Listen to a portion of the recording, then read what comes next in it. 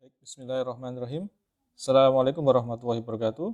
Alhamdulillahirrabbilalamin. Kita berkesempatan kembali untuk berbagi ilmu dan pengetahuan yang sangat menarik dan termasuk futuristik, yaitu mengenai terapi berbasis DNA yang sering kita dengar sebagai gene terapi.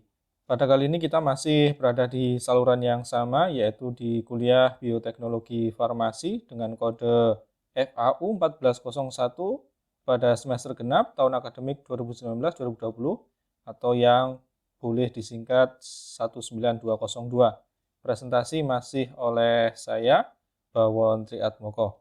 Sebagai awal kita masuk ke pengantar dulu mengenai latar belakang adanya terapi gen. Kita mengetahui bahwa tubuh manusia tersusun atas berbagai protein. Hampir semua penyakit manusia adalah hasil dari produksi atau fungsi protein yang tidak tepat. Obat-obatan molekul kecil yang konvensional itu biasanya berinteraksi dengan protein seperti enzim, hormon, faktor transkripsi untuk menghasilkan potensi terapeutik atau efikasinya. Namun, banyak penyakit yang cukup parah dan melemahkan, bisa jadi karena berhubungan dengan faktor genetik, diabetes, hemofilia, cystic fibrosis, dan penyakit kronis lainnya. Misalkan ada hipertensi, penyakit jantung iskemik, asma, Parkinson, dan yang terkait dengan neuron. Ini tetap tidak bisa diobati dengan pendekatan farmasi konvensional. Jadi, kemudian ini mendorong munculnya terapi gen. Jadi terapi gen ini maksudnya adalah penggunaan materi genetik atau lebih tepatnya asam nukleat sebagai agen obat atau agen farmasi untuk mengobati penyakit. Dari mana namanya? Namanya ini berasal dari gagasan bahwa DNA itu dapat digunakan untuk menambah atau mengubah gen dalam sel individu sebagai terapi untuk mengobati penyakit. Namun tidak seperti obat molekul kecil atau obat protein yang biasanya diformulasikan dalam bentuk kapsul atau tablet, asam nukleat terapeutik atau asam nukleat obat ini dikemas, di package menggunakan vektor khusus sehingga dapat masuk ke dalam sel di dalam tubuh. Nah, terapi gen ini biasanya menargetkan satu atau bisa lebih gen yang defect atau cacat tanpa mempengaruhi gen normal di lokasi penyakit. Terapi gen atau target terapi gen ini bisa berupa onkogen abnormal, sel kanker, yang bisa berpotensi menyebabkan tumor, atau gen cacat yang kemudian produknya itu penting untuk mempertahankan fungsi fisiologis normal. Jadi kalau orang normal itu kan kalau gennya normal, maka protein-protein fungsi yang digunakan untuk proses metabolisme fisiologis itu akan normal juga. Pada gen yang cacat, maka produknya tadi juga akan cacat. Sehingga ini memerlukan penanganan sampai ke level gen. Sebagai gambaran bisa dilihat di gambar. Jadi ini adalah gambaran secara garis besar metode pemberian vektor terapi gen. Nah, transfer gen in vivo melibatkan pemberian langsung vektor pada jaringan yang diinginkan. Namun secara ex vivo ini membutuhkan pengumpulan target seluler dari pasien. Jadi yang di sini adalah direct delivery, itu adalah secara in vivo. Kalau yang di sini adalah secara ex vivo. Jadi ini di luar tubuh manusia. Jadi target sel dari pasien ini diambil, kemudian diberi perlakuan. Jadi sel-selnya ini kemudian secara di media buatan, di in vitro, ini kemudian dimasuki oleh atau ditanam gen terapeutik ini. Adapun yang secara in vivo, jadi secara direct delivery menggunakan vektornya ini diharapkan kemudian gen yang sudah dipaket ke dalam menggunakan vektor sini diharapkan kemudian nanti vektornya ini diinjeksikan kepada pasien. Potensi penggunaan asam nukleat sebagai terapi ini telah menarik perhatian besar untuk pengobatan penyakit terutama genetik yang parah dan melemahkan. Nah, dibandingkan dengan obat-obat yang molekul kecil atau small molecule, terapi gen pada dasarnya itu tidak akan menyebabkan resistensi obat bahkan setelah perawatan berulang, karena target obatnya adalah gen, bukan reseptor tertentu, tapi gen sendiri yang mengkode. Selain itu, teknik ini bisa menjadi pengobatan permanen untuk memberikan seseorang yang dilahirkan dengan penyakit genetik, jadi sehingga dia bisa berkesempatan untuk hidup normal sekali dan seterusnya. Namun ada batasan tertentu untuk terapi gen juga. Di sini ada kerugian utama dalam terapi gen adalah hingga saat ini obat-obatan dari gen ini tidak mudah diformulasikan ke dalam bentuk dosis konvensional dan masih sulit untuk diberikan untuk penggunaan rutin. Oleh karena itu, aplikasi klinis terapi gen sejauh ini hanya dapat dilakukan di tempat khusus, rumah sakit, tentunya dengan spesialis terlatih. Nah, dengan demikian otomatis biaya terapi gen sejauh ini juga jauh lebih tinggi dibandingkan dengan obat-obatan konvensional. Nah, kapan mulai dikembangkannya terapi gen? Ini ditandai ada penerapannya pada kasus terapi gen pertama, ya gen yang disetujui di Amerika Serikat itu pada tahun 1990. Jadi ada di tahun 1990. Ini diselenggarakan oleh di lembaga NIH, National Institute of Health di Amerika Serikat. Ini diterapkan untuk pasien tadi ini SCID. Jadi terjadinya penyakit kombinasi imunodefisiensi. Jadi imunodefisiensi yang parah yang disebabkan ada defek pada gen ADA. Di sini ada defek di ADA atau adenosin deaminase. Nah, gen tentunya ini membutuhkan kemasan atau package atau yang sering disebut dengan vektor untuk bisa ditransferkan ke sel. Nah, vektornya itu apa? Pada dasarnya yang digunakan hingga saat ini adalah plasmid. Nah, kita bicarakan mengenai komponen-komponen dasar dari plasmid itu seperti apa. Nah, secara garis besar, terapi gen ini dapat digolongkan ke dalam dua pendekatan. Ada yang menggunakan terapi gen berbasis virus dan yang terapi gen yang berbasis non-virus atau non-viral. Nah, yang keduanya ini pada dasarnya sama-sama bergantung pada keberhasilan konstruksi gen plasmid, ekspresi gennya. Nah, kita ketahui bahwa plasmidnya adalah molekul DNA sirkuler. Dia untai ganda yang berisi pengkodean urutan DNA komplementer, cDNA, dalam hal ini untuk gen terapeutik, dan ditambah beberapa elemen genetik lainnya, termasuk nanti ada di sini ada elemen pengaturan transkripsi, ada tRE, kemudian situs cloning, MGS, wilayah atau area yang tidak diterjemahkan, ada UTR, ada daerah intron, jadi ini komponen-komponen yang penting. Kemudian ada polyadenilasi atau poly-A, termasuk juga fusi tag fusion. Nah, semuanya itu ini berpengaruh atau berdampak besar pada fungsi produk genetik akhir. Nah, setelah kita membangun plasmid, maka nantinya metode penyaringan itu diperlukan untuk memvalidasi konstruknya, bangunannya. Nanti misalkan di sini nanti juga melibatkan ada teknik sequencing DNA, reaksi rantai polimerase, PCR, Southern blot yang nanti digunakan untuk memvalidasi struktur konstruknya, jadi bangunannya itu oke atau tidak. Kemudian plasmid ini memiliki dua fitur yang penting untuk penyebarannya atau untuk propagasinya pada bakteri. Salah satunya yaitu ORI, yang merupakan urutan DNA spesifik yang mengikat faktor-faktor yang mengatur replikasi plasmid dan kemudian nanti mengendalikan jumlah salinan plasmid per bakteri. Kemudian yang kedua yaitu markernya. Jadi yang pertama itu adalah bacterial origin yang mengatur replikasi dan penanda atau marker. Nah, marker penanda ini membantu dalam pemilihan bakteri yang memiliki ekspresi gen plasmid yang menarik. Dalam hal ini E. coli itu bakteri yang umum digunakan untuk menyebarkan plasmid. E. coli memiliki sifat ini untuk mentransfer DNA, baik melalui untuk konjugasi, transduksi, atau transformasi. Karena pengetahuan luas tentang fisiologi dan genetika E. coli ini, sehingga kemudian ini mendasari pemilihan penggunanya sebagai inang bagi ekspresi gen.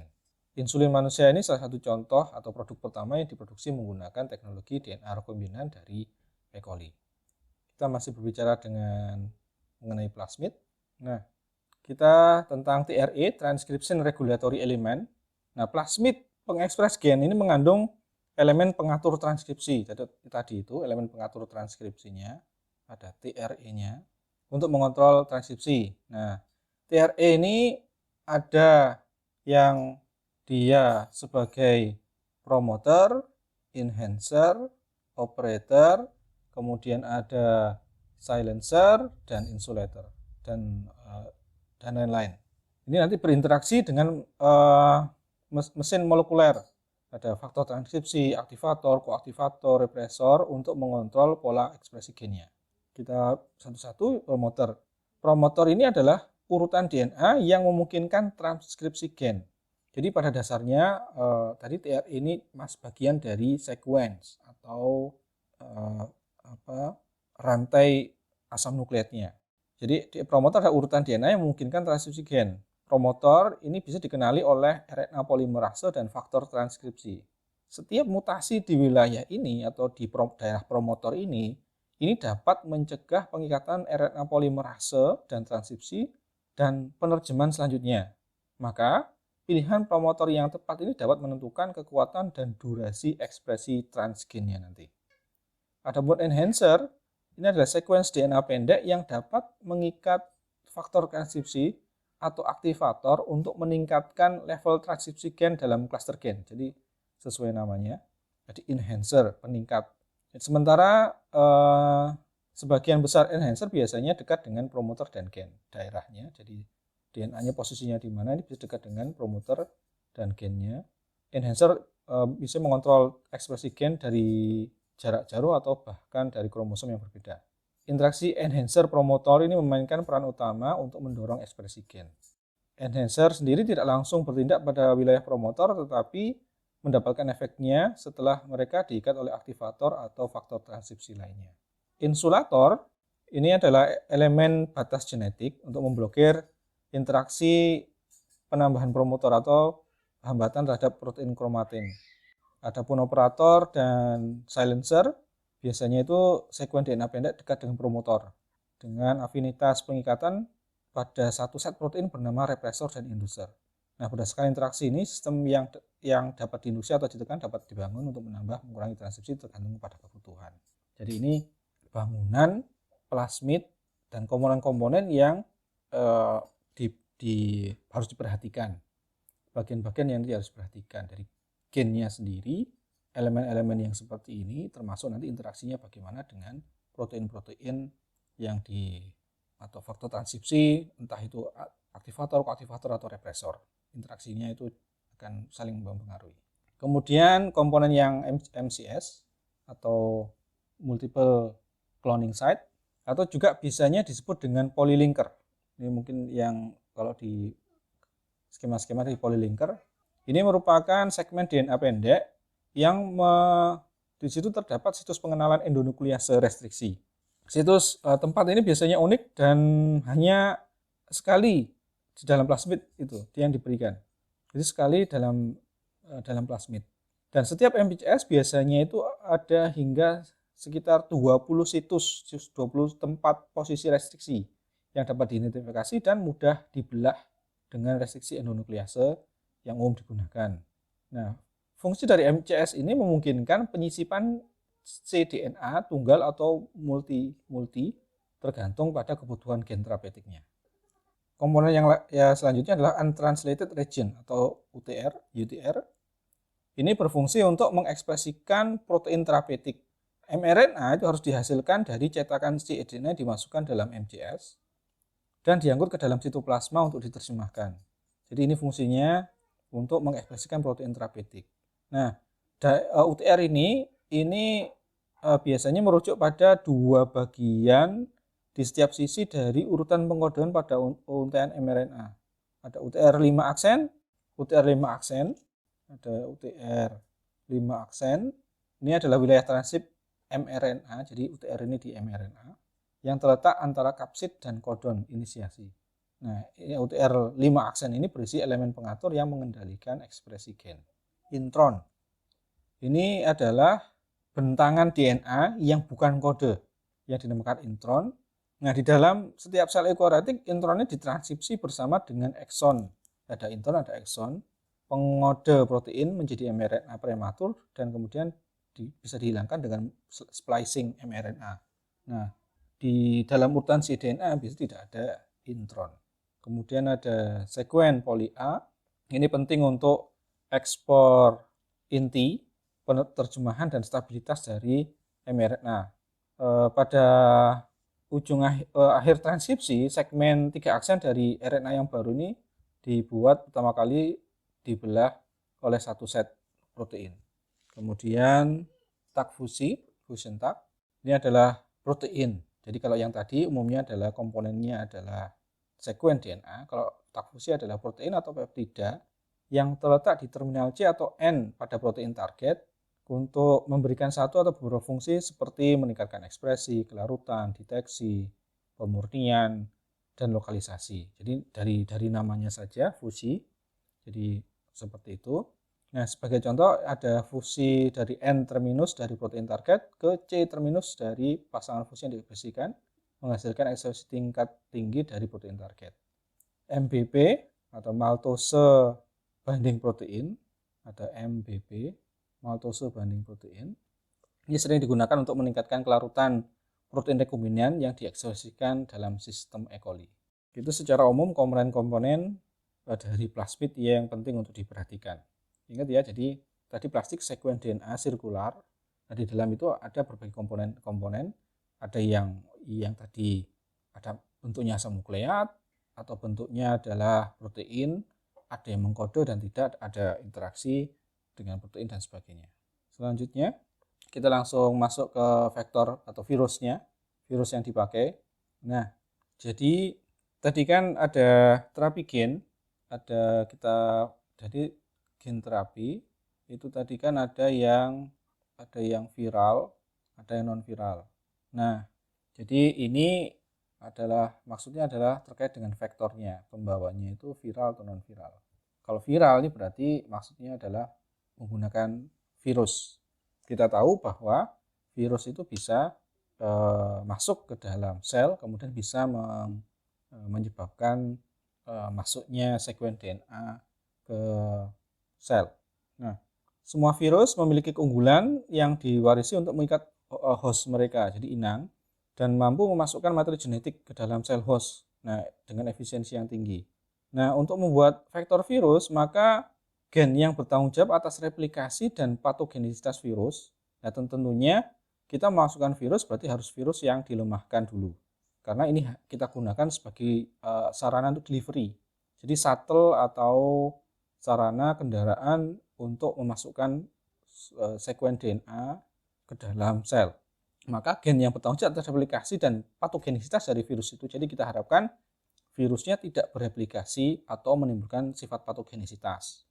Maka pertama-tama dihilangkan dan diganti dengan pita transgennya nanti. Nah, kemudian genom virus rekombinan, jadi sudah sekuens asam nukleatnya itu sudah direkombinasi, dimasukkan ke dalam plasmid.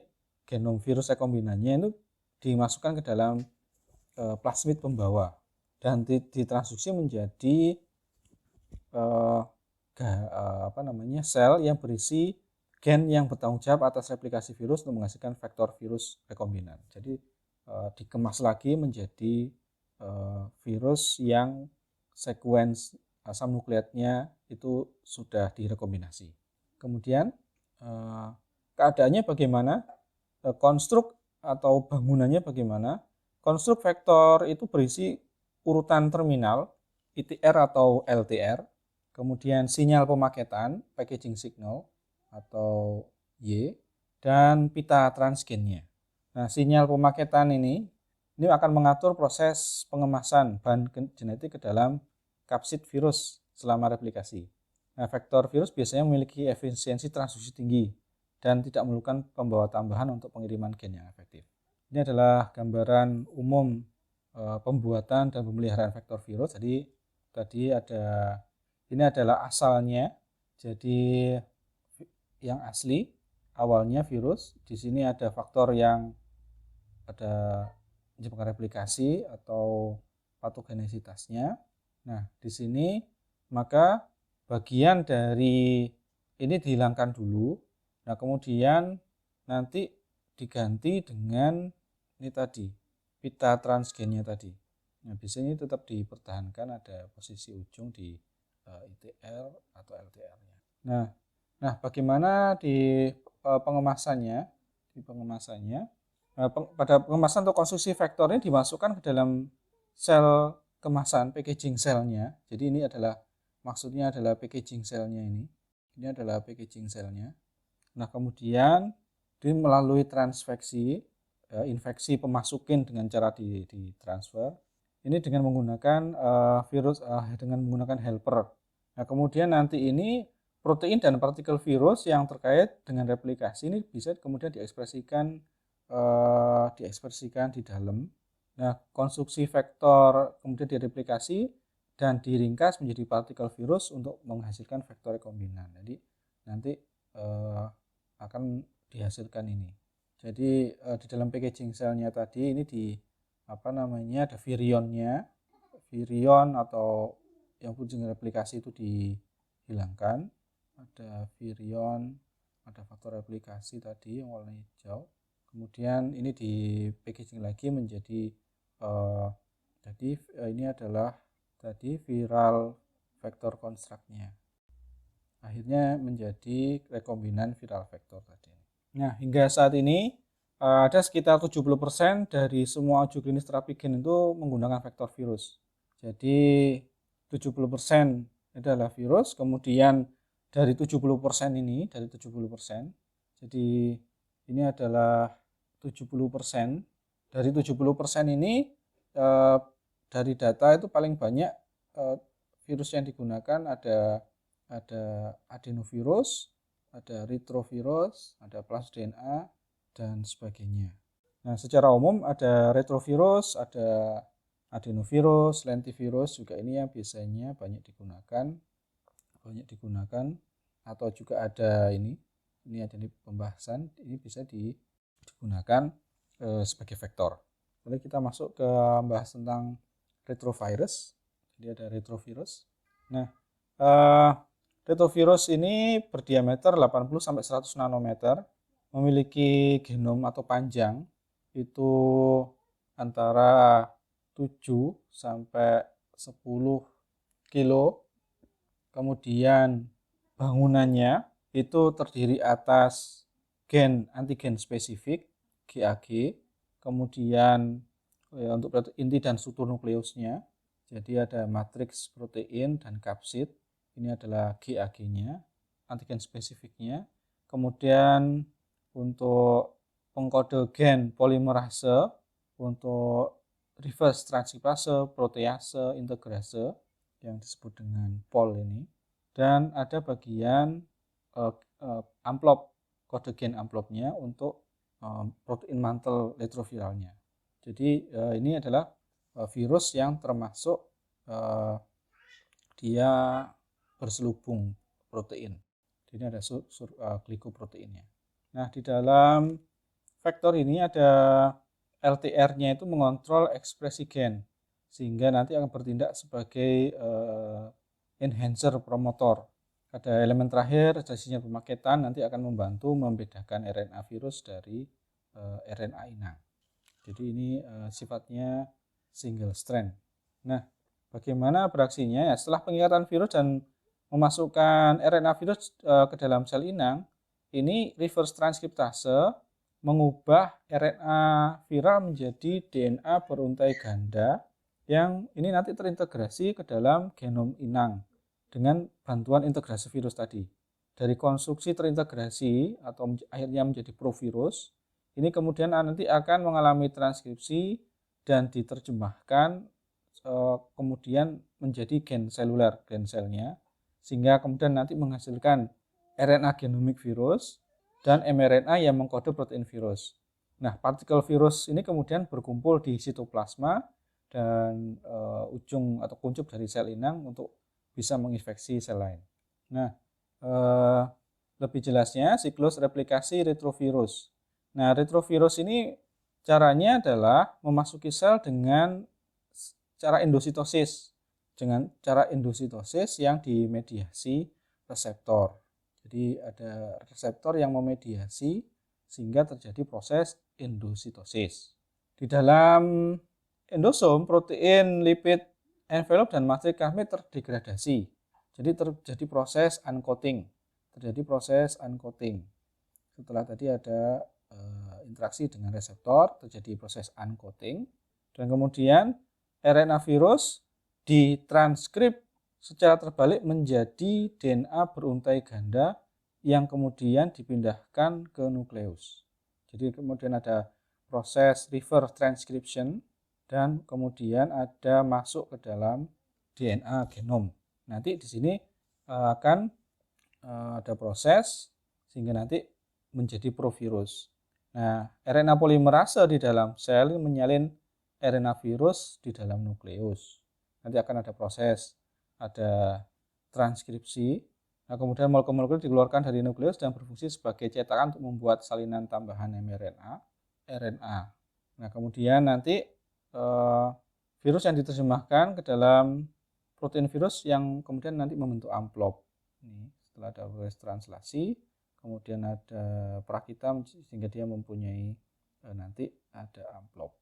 Nah, nanti partikel virus baru ini berkumpul di sitoplasma dan kuncup membran sel di posisi di sini dan nanti akan dirilis. Masih di tentang retrovirus. Nah, vektor retrovirus ini memiliki beberapa fitur untuk aplikasi transfer gen. Mereka ini bisa menampung pita transgen. Jadi kan tadi ada panjangnya antara 7 hingga 10 kb. Nah, berarti ini bisa, jadi pita gennya yang dimasukkan yang menggantikan asam nukleat bagian replikasi dan patogenisasi yang sudah dihilangkan tadi, bisa pita transgennya bisa menempati sepanjang kira-kira 8 kb. Nah, mereka ini mampu berintegrasi dalam genom inang. Oleh sebab itu kemudian retrovirus dapat menghasilkan ekspresi transgen yang sifatnya jangka panjang, stabil, dengan potensi imunogenik yang rendah. Namun demikian ada beberapa kelemahan dari vektor-vektor ini. Di antaranya retrovirus itu tidak dapat mentransduksi sel yang tidak membelah diri. Jadi nanti pengaplikasiannya itu tidak dapat mentransduksi sel yang tidak membelah diri. Jadi ini nanti ada harus yang masuk bisa mentransduksi sifatnya dividing cell. Jadi sel yang dapat membelah diri. Yang non dividing tidak bisa ditransduksi. Namun demikian juga ini titer virusnya sangat rendah. Jadi artinya yang bisa dihasilkan itu cukup kecil sehingga penggunaannya secara klinis ini sulit. Jadi kita harapkan kan kalau dalam satu pemberian tuh bisa menghasilkan partikel virus yang banyak. Pada retrovirus ini kecil. Nah, retrovirus juga ini tidak bisa diinaktivasi oleh sistem komplement sehingga dan dengan cepat itu dihapus atau dihilangkan dari sirkulasi sistemik. Ingat bahwa kita kan juga punya respon imunologis sehingga khususnya di retrovirus ini cepat dieliminasi. Nah, keterbatasan utama penggunaan terapi gen berbasis retrovirus ini adalah retrovirus ini ternyata itu sifatnya acak di dalam memasukkan bahan genetik ke dalam genom inang. Jadi kita tidak sulit untuk memastikan, sifatnya acak. Nah, jika bahan genetik ini kebetulan dimasukkan di tengah gen sel inang, maka ini terjadi insertional mutagenesis, jadi tidak tepat posisinya. Ada kurang lebih 20% dari uji klinis saat ini yang menggunakan vektor retrovirus untuk keperluan transfer gen. Ada salah satunya penggunaannya di MO, MLV atau Molony-Murine leukemia virus. Ini adalah salah satu penggunaannya dari retrovirus. Nanti digunakan juga untuk tadi itu untuk SCID. Vektor virus yang kedua yaitu lentivirus. Lentivirus ini adalah retrovirus unik yang untuk sel yang baik yang dividing maupun non dividing. Jadi kalau retrovirus tadi kan hanya bisa ditransferkan ke yang dividing. Kalau non dividing nggak bisa. Tapi kalau lentivirus ini bisa kedua macamnya. Nah, biologinya ini mirip dengan retrovirus. Di samping secara struktur kalau yang tadi itu ada GAG, POL, ada ENV, envelope-nya. Nah, lentivirus ini di samping itu dia juga punya aksesori, ada aksesorinya adalah TAT, ada REF, ada VPR, kemudian ada VPU, ada NEF, ada VIF. Ini nanti yang berfungsi untuk mengatur sintesis dan pemrosesan RNA virus dan fungsi replikasi lainnya. Apa contoh dari lentivirus ini? Yaitu virus HIV. Ini adalah lentivirus yang paling dikenal. Kita tahu bahwa virus HIV ini telah jadi di dalam hal ini adalah virus ini HIV ini bisa dimanipulasi secara genetik untuk menghasilkan vektor virus untuk transfer gen yang efisien ke sel T helper manusia dan makrofag. Nah, selain tadi kan sudah diketahui bahwa ada selain ada bagian GAG, POL dan ENV-nya, gen aksesorinya kan banyak tadi juga. Nah ini tadi itu, jadi aksesorinya banyak. Nah ini nanti bisa juga dihilangkan, digantikan dengan pita DNA. Nah bagaimana signifikansinya? Signifikansi dari vektor lentivirus ini terletak pada fakta bahwa mereka ini dapat secara efisien mentransduksi sel-sel yang membelah atau sel yang tidak membelah, di dividing atau non dividing, seperti nanti ada neuron, makrofag, sel batang, hematopoietik, otot, sel hati, dan jenis sel lain yang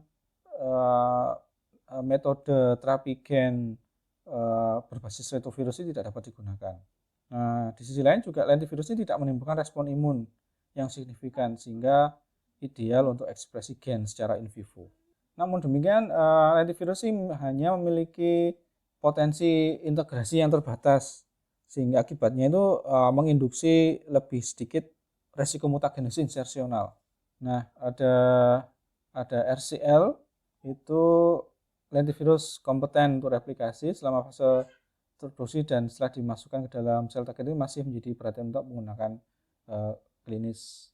Ada generasi lentivirus yang RCL, ini masih dalam ada di fase produksi dan di dalam sel target ini masih perlu diteliti untuk penggunaan klinisnya.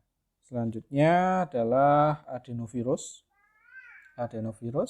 Nah, adenovirus ini non-envelope, jadi ini tidak ada selubung proteinnya, tanpa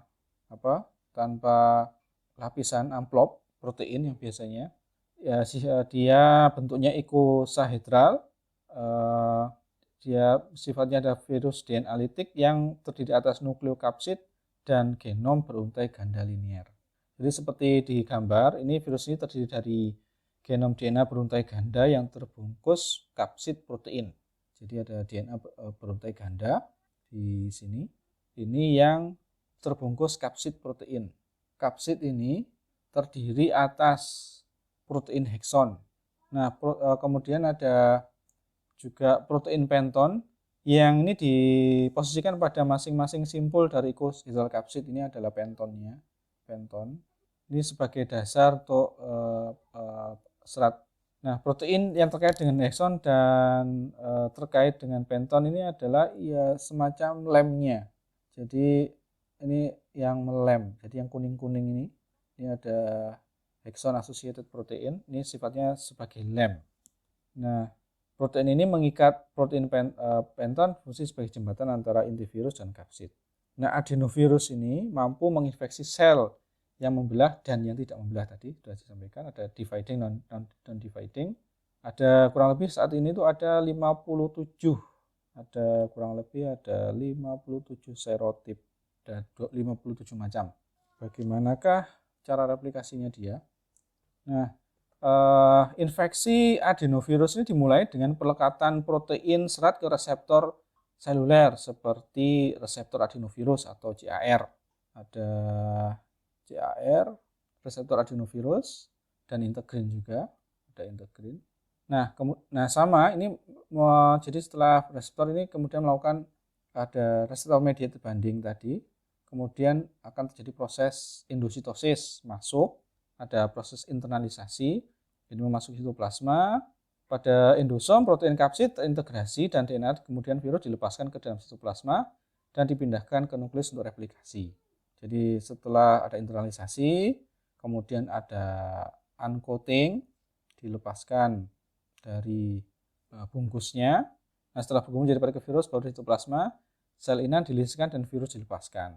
Ada transport dalam virus, viral genom tadi ada replikasi, kemudian sebagian itu ada yang diekspresikan dan ada yang kemudian di assembly, dirakit kembali sehingga nanti siap untuk dirilis.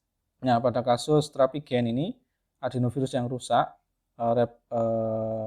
replikasi rekombinan yang rusak ini digunakan untuk aplikasi yang digunakan untuk mentransduksi sel yang ditargetkan nanti.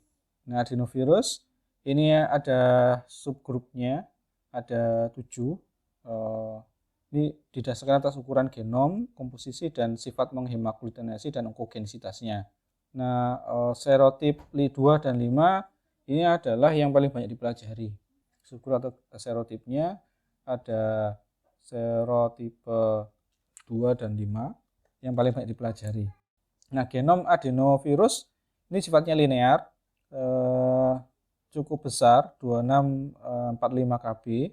Dia terdiri atas 6 gen awal. Jadi ada nanti 6 gen awal, kemudian ada 5 gen yang terakhir. Ada 5 gen terakhir atau yang ujung. Yang gen awal ini nanti mengkode protein yang diperlukan untuk replikasi, sedangkan gen akhir itu mengkode protein yang berkumpul menjadi partikel virus. Karakteristik adenovirus yang menguntungkan ini secara biologis karena biologinya dapat dipahami atau sudah banyak dipahami dengan baik. Nah, kemudian sehingga virus kemudian dapat dihasilkan dengan titer atau tingkat produksi dan kemudian yang tinggi. Kemudian ekspresi transgen dari endovirus ini cepat dan kuat dan baik bisa menginfeksi jenis sel yang dividing maupun non dividing, sel membelah dan tidak membelah. Nah, adenovirus ini tidak terintegrasi dalam genom inang, sehingga ini meminimalkan resiko mutagenesis insersional di dalam gen inang. Namun ekspresi gennya membuat adenovirus tidak cocok untuk memperbaiki cacat genetik secara jangka panjang. Kelemahan yang signifikan terhadap penggunaan adenovirus rekombinan ini adalah kemampuan virus ini untuk memperoleh respon kekebalan yang kuat. Jadi memicu secara kuat imunitas seluler yang dimediasi oleh sel limfosit T atau humoral yang dari antibodi. Nah, respon seluler ini lagi menghasilkan pembunuhan terhadap sel-sel yang ada adenovirus yang kemudian ditransfeksi oleh limfosit T, sedangkan respon humoral ini nanti akan menghasilkan antibodi terhadap adenovirus yang menghasilkan pembersihan vektor-vektor adenovirus dari aliran darah. Nah, dari keduanya ini nanti sehingga akan menyebabkan imunitas terhadap adenovirus yang sudah ada sebelumnya, sehingga nanti kemudian akan mengurangi kemanjuran penggunaannya selanjutnya. Nah, imunogenisitas adenovirus rekombinan ini juga meningkatkan keamanan aplikasi klinisnya. Ada kejadian kegagalan, jadi karena adanya respon imun masif tadi itu yang disebabkan oleh pemberian adenovirus ini bisa menyebabkan kegagalan gagal organ dan kematian otak. Pada tahun 1999 itu ada pasien yang kemudian tidak kurang dari 1 minggu itu meninggal setelah diberikan injeksi vektor adenovirus. Nah, genom selanjutnya adalah kelompok adeno-associated virus atau AAV. Ini secara genom ini panjang molekul DNA-nya ada 4,7 kilobasa linear, ini sifatnya linear, beruntai tunggal, dia punya 2 URF, ada yang nanti ada Rep, ada CAP dan 2 ITR. Ya, ini akan menentukan awal dan akhir dari genom virus dan urutan pengemasannya. Ada REP ini akan mengkode protein yang bertanggung jawab untuk replikasi virus. Kalau gen CAP itu akan mengkode protein kapsid strukturalnya, adapun ITR untuk replikasi, pengemasan dan integrasi genom. Diameter untuk AAV yang dia sifatnya icosahedral ini akan kurang lebih sekitar sepanjang 25 nanometer. Nah, AAV ini lemah dalam replikasi dan tidak ada sel yang dapat mengkapsidkan semua protein yang terkait dengan replikasi dari AAV. Oleh karena itu, AAV memerlukan koinfeksi dengan virus penolong. Jadi harus butuh virus helper seperti adenovirus atau misalkan juga virus herpes simplex. Nah, dalam hal ini ada 11 AAV yang bisa diidentifikasi. Variannya ada 100. Dari 11 AAV ini serotip 2, ada serotip 2 itu yang paling banyak dipelajari dan yang paling sering digunakan untuk vektor transfer gen. Siklusnya bagaimana? Nah, AAV ini dapat memasuki sel melalui endositosis, sama seperti tadi, ada melalui endositosis yang dimediasi oleh reseptor. Nah, setelah berada di dalam nukleus, virus ini dapat mengikuti salah satu dari 2 jalur yang berbeda yang dapat dipertukarkan. Jadi, nah, kalau yang dari jalur A, ini jalur A, ini jalur B, yang dari jalur A, nah, dengan bantuan virus helper atau penolong adenovirus atau virus herpes simplex, nah AAV ini dapat memasuki fase lisis. Nah, genom AAV mengalami replikasi DNA yang menghasilkan amplifikasi genom dan produksi virion keturunannya. Partikel virus AAV yang baru terbentuk ini bersama dengan virus yang baru terbentuk bersama dengan virus penolong ini kemudian dilepaskan dari sel melalui lisis yang diinduksi oleh helper. Kalau yang B itu tanpa adanya helper. Nah, tanpa ada virus helpernya, ini akan masuk ke fase laten. Nah, selama fase ini, bagian dari vektor AAV ini akan terintegrasi ke dalam DNA genom. Sementara sebagian besar vektor AAV bertahan dalam keadaan laten ekstrakromosomal tanpa berintegrasi ke dalam genom inang. Nah, genom AAV laten ini dapat menjalani aplikasi dan produksi virion keturunan tanpa adanya tidak dapat menjalani aplikasi atau memproduksi virion keturunan tanpa adanya helper. Namun demikian, transgen yang dibawa ke dalam genom AAV ini ditransfer ke sel inang dan diekspresikan menggunakan ekspresi gen inang dari ITR atau ITR inverted terminal repeat dan replikasi Rep. Nah, vektor AAV rekombinan ini dengan cepat kemudian menjadi populer karena dibanding yang lain ini patogenitasnya sangat kurang atau minim dan mampu membentuk ekspresi gen dalam jangka panjang. Genom virusnya sederhana, tadi kan cukup pendek ya, dari 4,7 KB, sehingga ini juga mudah untuk dimanipulasi. Virus ini tahan terhadap gangguan fisik maupun kimia selama pemurnian dan penyimpanan jangka panjang. Nah, oke, demikian kita lanjutnya selanjutnya aja. Nah, di sisi yang lain juga di samping sederhana, namun demikian karena panjangnya pendek 4,7 sehingga ini juga kapasitas untuk memasukkan pita transgennya juga terbatas juga. Nah, vektor AAV ini bisa diproduksi atau bagian yang bisa diganti dengan pita transgennya itu adalah di bagian rep dan CAP-nya. Nah, secara umum jadi pita gen atau transgen yang cukup besar ini maka tidak cocok ditransfeksikan, dimasukkan ke dalam AAV. Nah, karena vektor AAV rekombinan ini tidak mengandung ORF, maka ini hanya bisa menginduksi respon imun yang terbatas pada manusia.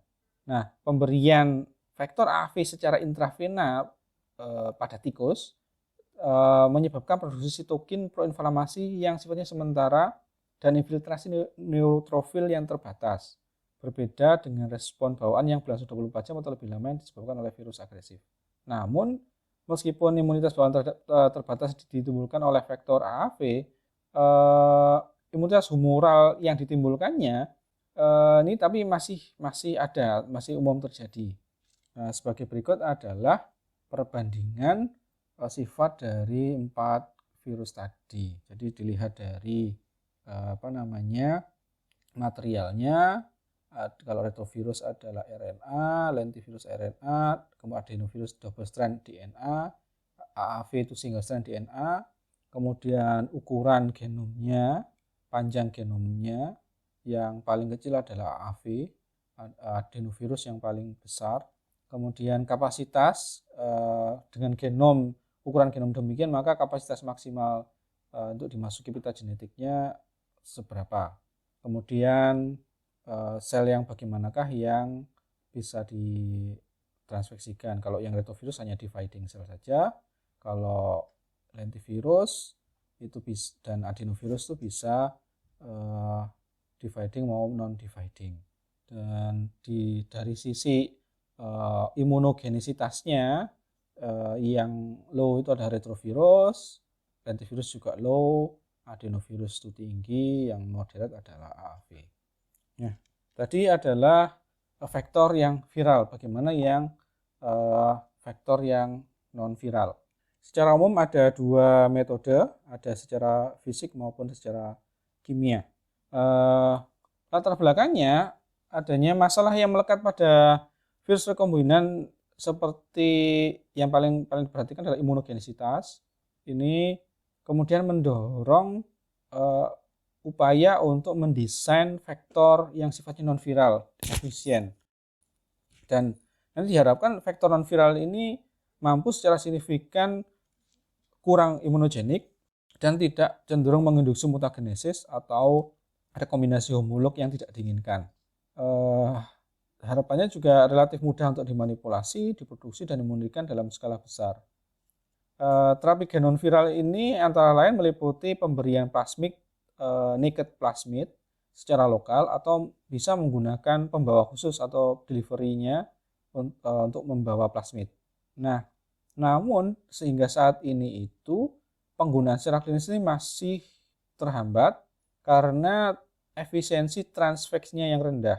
Karena biasanya ada masalah hambatan di epitel maupun matriks ekstraseluler dan pengiriman yang jelek jadi delivery-nya ke dalam sel yang jelek, jadi adanya hambatan. Nah, hambatannya seperti apa?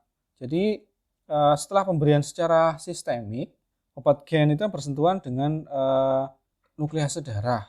Jadi entah itu bentuknya ini tadi plasmid atau siRNA, obat gennya bersentuhan dengan nuklease darah.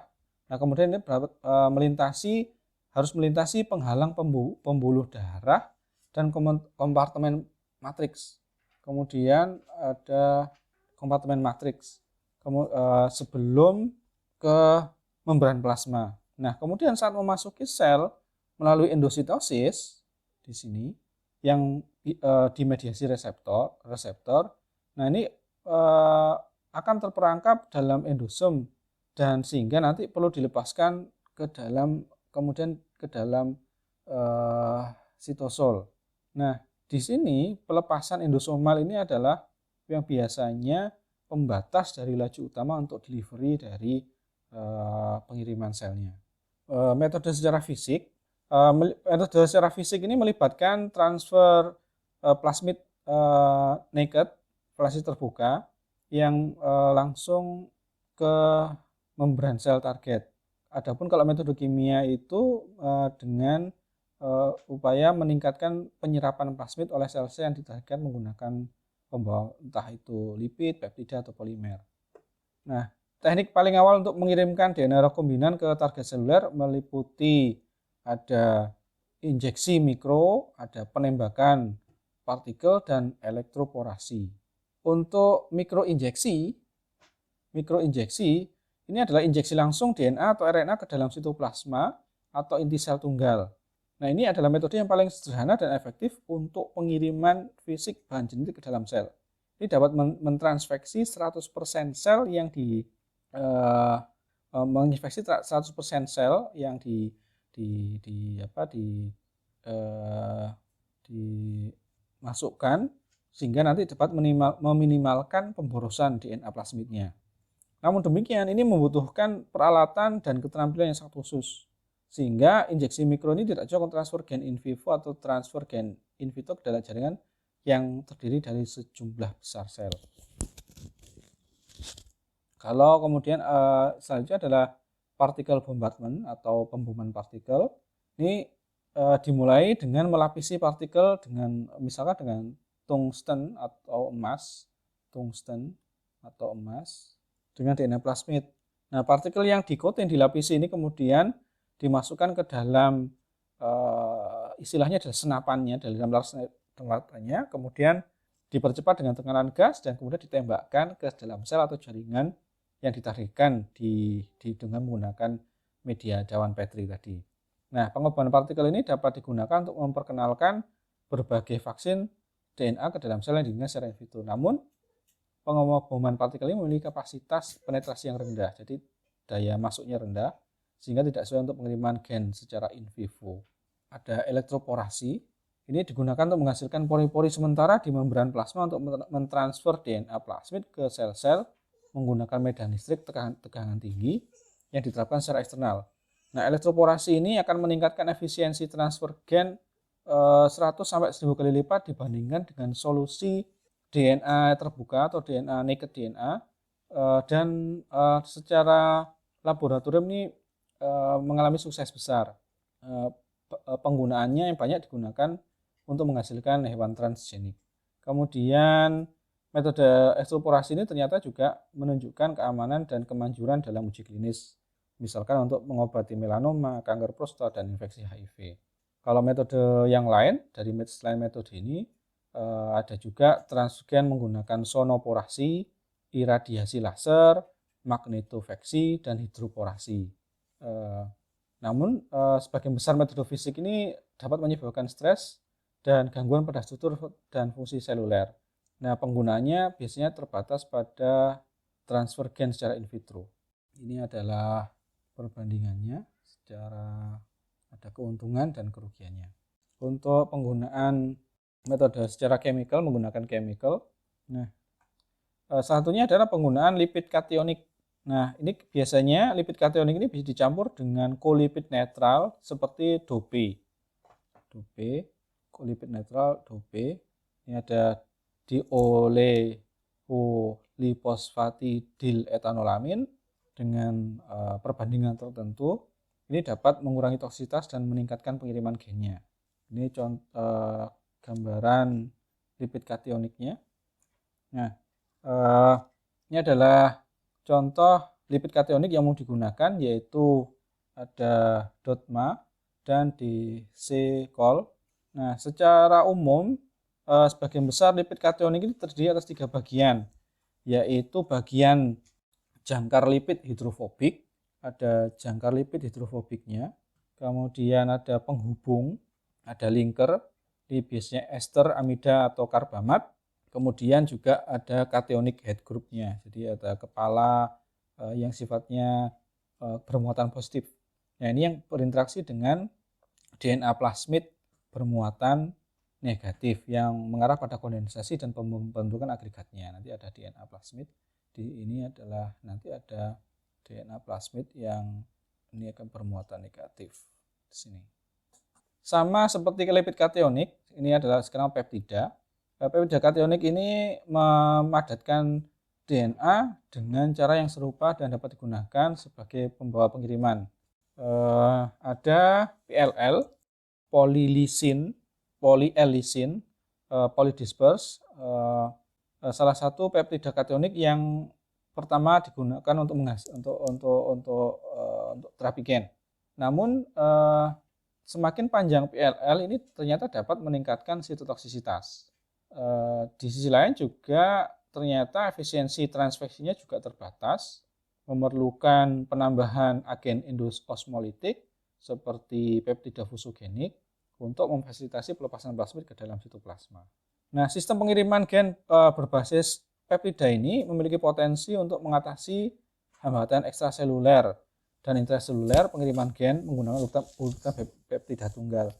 Namun ini dapat mengalami pengikatan dan pengambilan protein plasma yang tidak spesifik oleh sistem retikuloendotelial, sehingga di sini mungkin perlu dilakukan pegilasi, butuh pegilasi untuk meningkatkan waktu sirkulasi di darah. Selanjutnya adalah polimer. Polimer kationik sintetik yang secara alami ini adalah bisa digunakan untuk pembawa gen, untuk vektor gennya. Contohnya adalah PEI, polyethylenediamine. Contohnya adalah ada PEI. Ini menjadi polimer kationik paling banyak digunakan. PEI ini dengan memiliki berat molekul tinggi, kurang lebih atau semakin tinggi nanti, jika dia semakin tinggi lebih dari 25 kilodalton, itu nanti semakin bersifat sitotoksik. Nah, PEI ini bisa menginduksi gangguan membran sel yang menyebabkan kematian nekrotik secara langsung dan mengganggu mitokondria juga, sehingga akan mengarahkan ke apoptosis.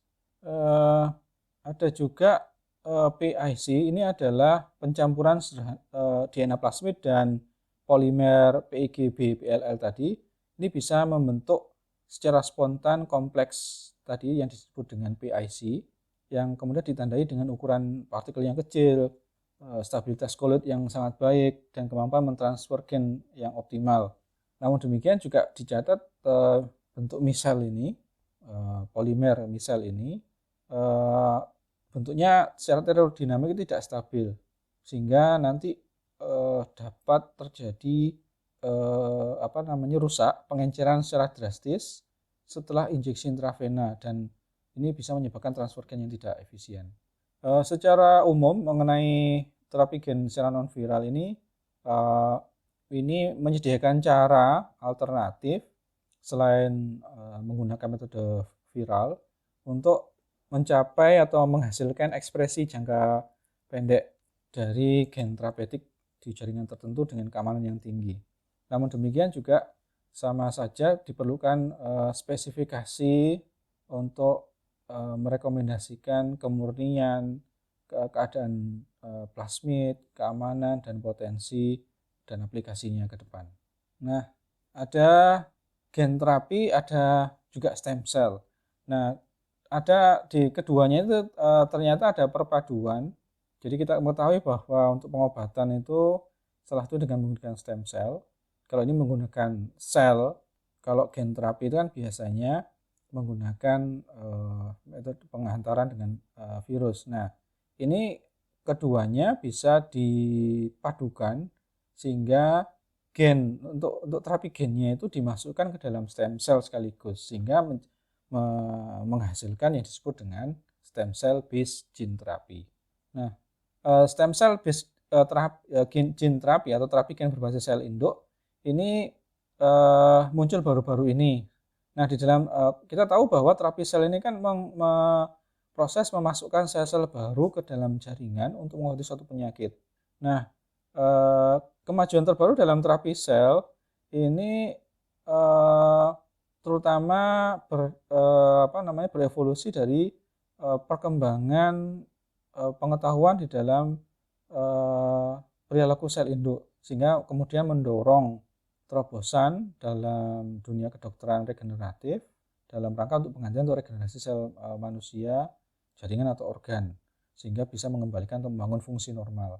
Nah, sel induk stem cell ini kan ada di semua organisme multisel dan memiliki dua karakteristik, memiliki kapasitas pembaruan diri yang berkepanjangan atau tidak terbatas, dan potensi untuk berdiferensiasi menjadi berbagai jenis sel khusus. Nah, sel induk atau stem cell yang paling awal di dalam kehidupan manusia itu adalah ISC atau sel induk embryonic stem cell. Nah, ini yang awal. Nah, namun kalau ISC ini kan hanya dapat diisolasi dari embrio awal, jadi di awal masa pertumbuhan. Kalau yang di jaringan dewasa, yang sudah dewasa itu ada adult stem cell. Nah, kalau di sel induk yang dewasa ini juga memiliki kemampuan pembaruan dia tidak terbatas, namun dengan potensi diferensiasi yang lebih terbatas. Nah, kalau adult stem cell atau sel punca dewasa yang mungkin terkenal adalah yang HSC. HSC ini adalah sel punca hematopoietik dari sumsum tulang. Kemudian di dalam sumsum tulang juga ada sel punca atau sel induk dewasa yang disebut dengan MSC atau mesenchymal stem cell. Nah, ini biasanya kalau yang ini banyak digunakan untuk regeneratif. Nah, fokus di stem cell-nya sendiri ada sebenarnya ada dua arah utama terapi gen berbasis stem cell. Yang pertama, sel stem cell ini digunakan untuk sarana pengiriman untuk mengekspresikan gen terapeutik di lokasi target. Atau dua, stem cell ini diprogram ulang atau ditransdiferensiasikan dengan modifikasi genetik untuk mengisi kembali defek pada sel atau jaringan. Jadi arah dari stem cell based gene therapy ini ada dua tadi. Nanti ada arah utamanya adalah dia gunakan sarana pengiriman. Yang kedua adalah untuk modifikasi. Jadi ini tadi sudah jelaskan ada dua arah utamanya. Nah, pengobatan untuk terapi gen itu untuk apa saja targetnya? Sebagian besarnya sekitar hampir 65% itu adalah untuk penanganan kanker, juga bisa untuk monogenic disease, kardiovaskular, dan infeksius. Kita bahas tentang penanganan di terapi gen untuk kanker. Nah, ada dua manfaat potensial menggunakan terapi gen untuk mengobati kanker. Yang pertama, perawatan berbasis gen ini diharapkan dapat menyerang kanker yang ada pada tingkat molekuler, sehingga nanti menghilangkan kebutuhan akan obat-obatan, radiasi atau operasi. Dan B, untuk mengidentifikasi gen kerentanan kanker pada individu atau keluarga yang nanti memiliki dampak signifikan dalam mencegah penyakit sebelum terjadi. Nah, strategi untuk terapi gen untuk kanker ini antara lain koreksi mutasi genetik yang berkontribusi pada fenotip keganasan dengan mengganti gen yang hilang atau mengubah gen cacat dengan gen sehat. Yang kedua, peningkatan respon kekebalan pasien terhadap kanker atau imunoterapi. Ketiga, penyisipan gen menjadi sel kanker untuk membuatnya lebih sensitif terhadap kemoterapi konvensional dan radioterapi atau perawatan lain. 4, digunakan untuk pengenalan gen bunuh diri atau suicide gene ke dalam sel kanker pasien yang secara enzimatik ini dapat mengaktifkan prodrug dalam sel untuk menghancurkannya. Atau pembunuhan tumor langsung melalui virus onkolitik. Nah, untuk koreksi mutasi secara genetik, dalam pendekatan ini terapi gen digunakan untuk memperbaiki mutasi genetik yang berkontribusi pada fenotip ganas dengan mengganti gen yang hilang atau menghilangkan gen yang rusak. Kalau kemudian imunoterapi, terapi gen digunakan untuk merangsang kemampuan alami tubuh untuk menyerang sel-sel kanker. Yang ketiga, sensitasi. Gen itu dimasukkan ke dalam sel kanker untuk membuatnya lebih sensitif terhadap kemoterapi konvensional dan radioterapi atau perawatan yang lain. Adapun gene directed enzyme product therapy dan ini memaksimalkan, jadi terapi gennya itu digunakan untuk memaksimalkan efek obat dan meminimalkan efek sistemiknya. Jadi memancing supaya efek obat yang diberikan itu menjadi lebih beracun terhadap kankernya. Adapun kalau menggunakan viroterapi, ini virus onkolitiknya langsung dimasukkan ke dalam tumor untuk menginduksi kematian sel melalui replikasi virus, ekspresi protein, dan isi sel. Contohnya adalah virus Vaccinia, herpes simplex tipe 1, HSV, reovirus, Newcastle, poliovirus, adenovirus sering digunakan untuk aplikasi ini. Nah, kita bahas lebih khusus ke gene directed enzyme product therapy. Ini adalah ilustrasi skematik dari terapi gen dengan menggunakan produk. Nah, di sini gen bunuh diri ada suicide gene-nya. Jadi gennya itu dikirim dan diekspresikan ke dalam sel tumor, Nah, kemudian produk itu diberikan dan diubah. Nah, di sini gennya tadi itu mengekspresikan enzim yang kemudian ini mampu mengaktifkan produknya tadi ini menjadi metabolit yang toksik, sehingga bisa menyebabkan kematian sel. Selain kanker, tadi ada monogenetic disease. Ini adalah kelompok terbesar kedua dari terapi gen. Nah, ini mengatasi masalah kelainan monogenetik, yaitu dengan mengganti gen yang cacat secara permanen dengan salinannya yang baik, sehingga harapannya nanti fungsinya menjadi normal dan nanti efeknya secara permanen. Namun ini masih banyak masalah. Yang pertama, hambatannya karena kurangnya teknologi pengiriman gen yang sesuai, ada interaksi yang tidak menguntungkan juga antara inang dan vektor transfer gen,